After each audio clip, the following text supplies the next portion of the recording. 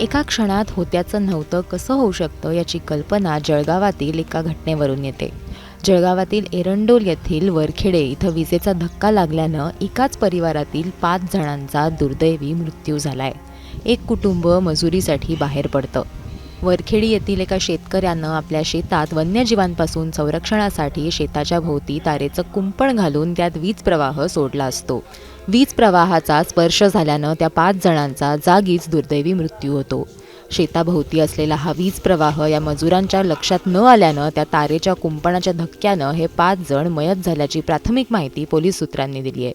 एकाच कुटुंबातील 2 महिला, 1 पुरुष आणि 2 लहान मुलांचा याच्यामध्ये समावेश आहे. त्याच कुटुंबातील एक लहान मुलगी मात्र यातून बचावली आहे. पोलीस काय म्हणाले बघूया. आज सकाळी एरंडोल पोलीस स्टेशनला इन्फॉर्मेशन मिळालं की वारखेडी गावाजवळ एका शेतामध्ये 5 माणसाचं बॉडी सापडलेलं आहे असं फोन आला होता. मग त्या जागावर आपलं पोलीस स्टेशनचं टीम तिथं गेल्यानंतर पूर्ण तपासणी केल्यानंतर तिथं काढलेलं वायर्स दिसून आलेलं आहे.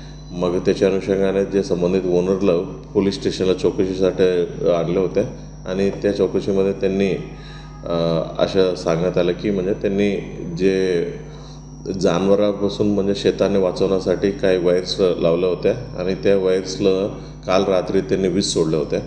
मग आपला अंदाज असा आहे की ते विजेचा धक्का लागून ही 5 लोकांचा मयत झालेला आहे असा अंदाज आहे. ही सर्व 5 लोक राहणारे मध्य प्रदेश आहे, इथं काम करायला आले होते. सर, एकाच कुटुंबातील आहे का अशी काही माहिती मिळते का? एकाच कुटुंबातले लोक आहे.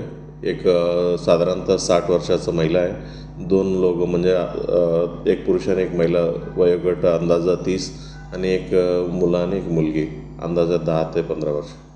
शेतात काम करत असताना ते शेताचं काम करणार आहे. ते शेतात नाही आहे, दुसऱ्या गावाच्या शेतामध्ये काम करत होते.